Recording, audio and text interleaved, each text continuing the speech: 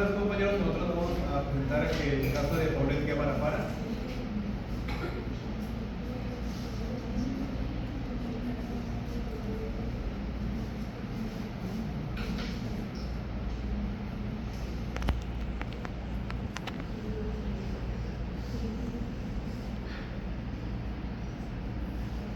Comencemos primero por el lugar y la fecha en donde se cometió ese delito. Esto comienza el domingo 21 de marzo del año 2010, en donde el padre de Paulette Guevara Fara venía de un viaje junto con Paulette Guevara y su hermana Lisette Guevara. Estos llegaron a su casa ubicada en la hacienda del Ciervo 11 y su ubicante de Estado de México. Se encuentra entre la hacienda Martín Caballero y la calle Clemente Reyes.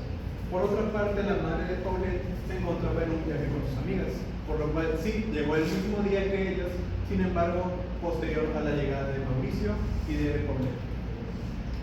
La madre al llegar a la casa llegó ya en la noche, por lo tanto, ya era la hora de acostar a Paulette junto a Lisette.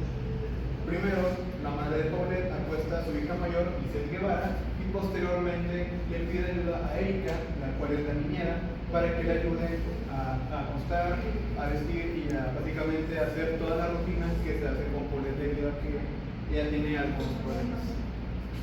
Antes de finalizar el día, acuestan a la niña y la última en quedarse con la menor es su madre, Lisette. Ella dice que se quedó solamente para darle un beso de buenas noches y después irse a dormir. Paulette Guevara Fara, una menor de tan solo 4 años de edad que ya padecía deficiencia motriz y también trastornos del lenguaje. Esto es debido a que su nacimiento fue prematuro, lo cual lo obligó a quedarse casi 4 meses en cuidados intensivos después de su nacimiento. El día lunes 22 de marzo de ese mismo año, aproximadamente a las 8 de la mañana, la niñera Erika va al cuarto de la niña para poderla arreglar y llevarla a la escuela, encontrándose con la sorpresa de que la niña Guevara Fara no estaba ahí. Manteniendo la calma, fue hacia la madre para preguntarle si es que acaso ella se durmió con la niña, debido a que la madre fue la última que se quedó con la niña antes de que él fuera a dormir. Llevándose con la igualmente respuesta de que no, la madre le contestó que no, y con un tono incluso hasta agresivo le dijo que fuera a buscar a la niña porque debería de estar en ese cuarto. Al ver la niña que la niña no se encontraba por ninguna parte, le marcó al padre, el cual no se encontraba en el departamento, y un poco más alterado, fue quien regresó para intentar buscar a la niña por todo el departamento y bueno, por todo el edificio. Al darse cuenta de que no había rastros de la niña, decidieron no esperar más y llamaron a las autoridades, al mismo tiempo de que tanto la madre como el padre comenzaron a mover sus diferentes contactos, que sí se tienen que decir, los padres tenían muchos contactos con la política y con la justicia. En menos de media hora las autoridades llegaron al departamento tratando de hacer una recreación de todo lo que había ocurrido para saber qué es lo que había pasado, checando y preguntando a los guardias si es que habían visto a alguien entrar o salir del edificio en lo que llevaba de la noche, de madrugada y el día. La policía llevó al departamento caninos entrenados para la búsqueda de personas, esto con la intención de saber hacia qué dirección se dirigió Paulette o si es que en el hogar había entrado alguien más. Sin embargo, no se encontró nada. La vivienda de los Fara se terminó convirtiendo en un festival de diferentes autoridades, policías, peritos, amigos, incluso entraban y salían para corroborar qué es lo que había pasado y bueno, lo dejo. En la investigación se usaron diferentes métodos para poder investigar el departamento y la habitación en donde se encontraba Paulette. Pero algo muy importante y que todos tenemos que tener en cuenta es que siempre en una escena de crimen esté cercado y cerrado para poder investigarlo y que no sea contaminado por terceros la escena de crimen. Pero en nuestro caso no sucedió así, ya que a pesar de que el departamento fue el último lugar en donde se vio a Paulette con vida, En este siguieron entrando diferentes personas, como lo fueron amistades, familiares, reporteros y entrevistadores, como en el video de la entrevista de la madre del Paulet, en donde se le hizo justamente en la misma habitación y en la cama en donde se había encontrado su cuerpo mucho más adelante, dándonos a entender que se hizo omisión al protocolo que debía seguirse en este procedimiento.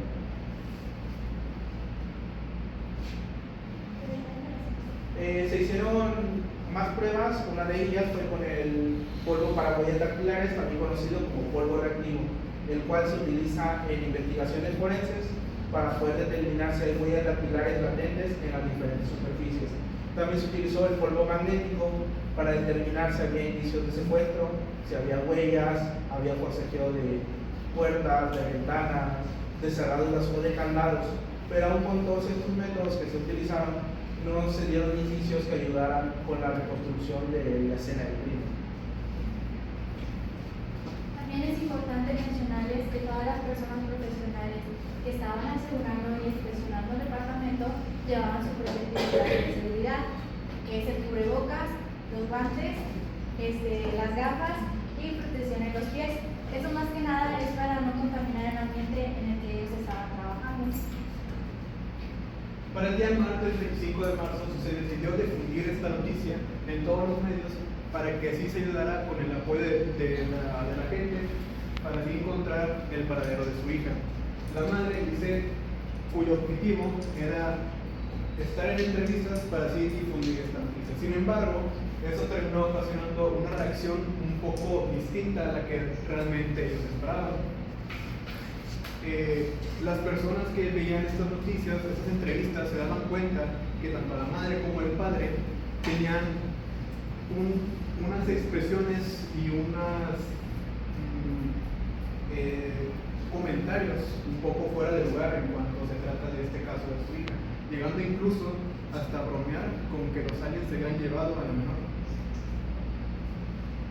Como ya mencionó mi compañero, muchos expertos de lengua facial indicaban algo raros a los padres, ya que aseguraban que los padres ya no querían buscar a la menor. Por lo tanto, la Procuraduría General de la Justicia del Estado de México, junto con el procurador Alberto Vaz, el 29 de marzo de 2010, indicaron el arresto domiciliario tanto de los padres como de las nanas de la menor. Según el investigador Juan Pablo García, los padres mostraron algo llamado microexpresiones de engaño, lo cual, como pueden observar, esto quiere decir que los padres se contuvían y trataban de fingir respuestas para o no levantar cabos sueltos o para no decir algo que no querían. Incluso a la madre, que ellos pueden decir que es la más expresiva, a la madre se le notaban rasgos como de asco, como de no querer recordar algo, y al momento de hablar sobre su hija se les notaba como un poco de enojo, como si la niña representara algún tipo de cargo para ellos.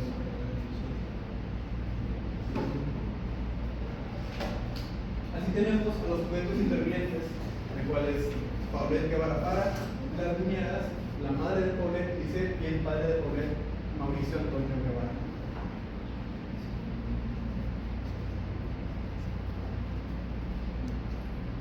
Pasamos con el lugar y la escena de delitos. Esto ocurre el miércoles 31 de marzo de ese mismo año. Ese mismo día, a las 2 de la mañana, como siempre, la rutina, llegaron diferentes autoridades y peritos para hacer una reconstrucción de qué es lo que pudo haber pasado con la niña y qué es lo que pudo haber ocurrido. Sin embargo, ya para la medianoche, por ahí de las 11:45, sucede un apagón. Curiosamente, un apagón el cual duró de entre 45 minutos a 60 minutos, prácticamente ya la hora. Y después de que ocurrió el apagón, todos se percataron de que comenzó a emitir un olor muy putrefacto, muy feo. Ellos comenzaron a entrar en el departamento para seguir los rastros de este olor, llevándose la gran sorpresa de que el olor provenía del mismo cuarto de la menor en donde se vio por última vez. Estos, al entrar, se percataron de que había un bulto entre las sábanas. Así que ellos decidieron, ¿qué fue lo que hicieron? Comenzaron a quitar las sábanas, comenzaron a mover, que es lo que prácticamente ya se había hecho desde el momento de la desaparición, y se toparon con que mientras estaban quitando las sábanas, al quitar la última sábana, ahí se encontraba el cuerpo de la menor Paulette Guevara Fara, el cual llevaba más de 9 días en estado de putrefacción, o eso es lo que quisieron darnos a entender.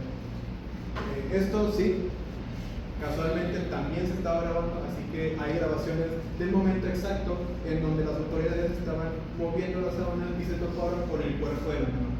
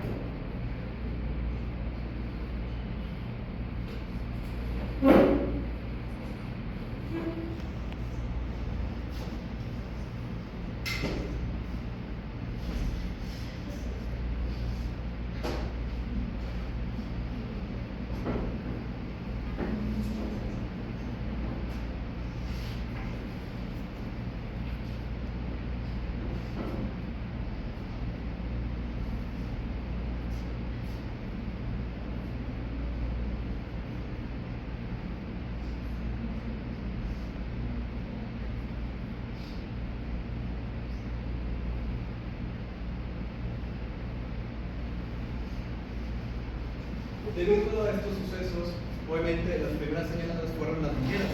Sin embargo, las niñeras fueron quienes aseguraron que el cuerpo de la menor no se encontraba en ese lugar con anterioridad, debido a que después de que la niña había desaparecido, ellas habían quitado todo, habían vuelto a arreglar la cama, la habían descendido, la habían tendido un sinfín de veces con la intención de saber el paradero de la niña. Esto obviamente dejó muy mal a todas las autoridades quienes habían intervenido en este caso y no se habían percatado que ahí estaba la niña. En el presente dictamen se determina que la causa de muerte fue por una contusión craneoencefálica. Algunos médicos tienen la teoría y aseguran de que Paulette llevaba entre 3 y 5 días de fallecida y no 9 días como lo dice la fiscalía. Estamos hablando de las fechas del 26 al 31 de marzo. Las imágenes que se verán a continuación son de contenido explícito y tienen como raíz a un médico forense especializado en la materia. El cadáver se encontró en un fenómeno de descomposición que se llama cadavérico tardío. Lleva como nombre fase cromática que indica muerte de 3 a 9 días.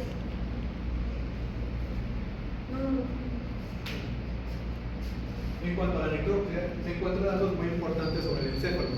El encéfalo se aprecia primeramente muy bien conformado, lo cual es muy extraño, porque para este punto el cerebro ya debería de estar en un estado casi líquido, debido a una fase la cual se llama licuefacción.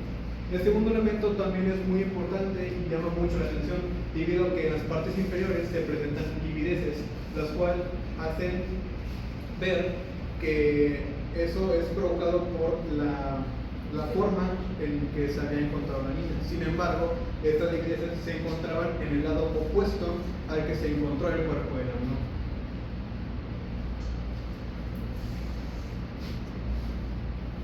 A nivel de los dedos presenta necrosis, lo que indica que fue sometida a temperaturas bajas. Esto es muy común en lesiones por congelación.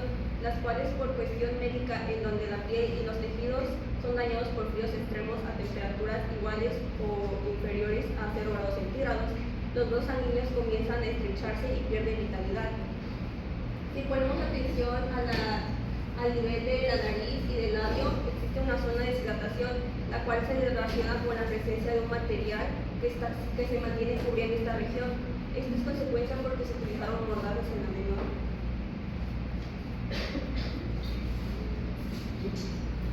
Regresando al encéfalo, son muy evidentes las zonas de concentración. ¿Qué son las zonas de concentración? Bueno, las zonas de concentración son provocadas por diferentes contusiones cerebrales, las cuales provocan sangrado interno. Y en cuanto al corazón y los pulmones, se puede observar asfixia. Como se puede observar en la imagen, esto es debido a la asfixia, la menor sí muere, sin embargo el cuerpo aún sigue funcionando, el corazón sigue haciendo sus funciones.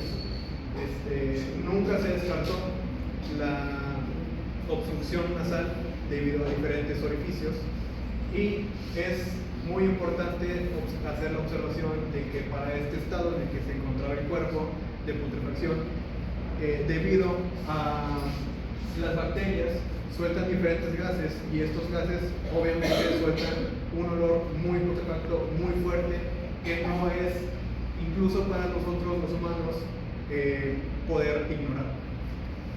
Después de esto y de hacer la necropsia del cuerpo, se pudo hacer una reconstrucción en un modelo 3D de cómo pudo haber sido lo que ocurrió con la menor.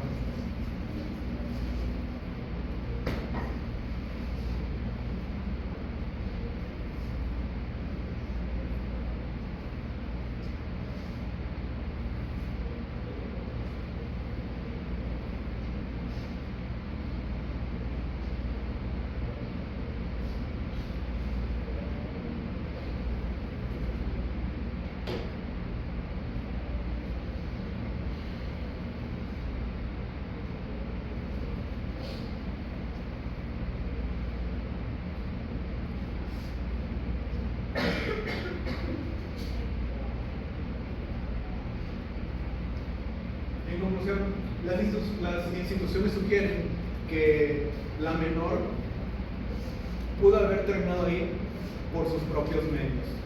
¿Qué quiere decir? Que terminaron agarrando todas esas reconstrucciones, las cuales hacían que la menor hiciera diferentes movimientos, las cuales provocaran que terminara en ese lugar, siendo un accidente. En una conferencia de prensa, el cual no duró ni siquiera 10 minutos, y en donde tampoco se permitieron cuestionamientos por parte de representantes de los medios de comunicación, se determinó que por medio de 83 declaraciones, 85 dictámenes internos, 3 dictámenes externos, 3 informes, 20 inspecciones e incluso 14 reconstrucciones de los hechos, se determinaron los siguientes puntos. ¿Cuáles sostienen? Que la posición en donde fue encontrada la menor es la misma que la posición en donde ella falleció, que quiere decir que el cuerpo no fue manipulado después de que la menor falleció. Como siguiente punto es que el registro de la muerte está entre el 21 de marzo y las primeras horas del 22 de marzo. Teniendo en cuenta esto, son 9 días que la niña estuvo prácticamente en ese lugar, ya después de haber perdido la vida. Y como siguiente punto, y el más importante, es que no existen lesiones u otros indicios relacionados con que alguien más haya provocado la muerte de la menor, como si fueran golpes, como se pudo observar que fue lo primero que pensaron, que la habían golpeado. Tampoco se encontraron rastros de que alguien había obstruido sus fosas nasales. Por lo tanto, sí, al final de todo esto se determinó en el caso de la menor Paulette Guevara Fara terminó siendo un accidente el cual fue provocado por sus propios medios al haber realizado estas acciones y terminar entre la cama y la pared. Esto será todo por nuestra parte. Muchas gracias por la atención.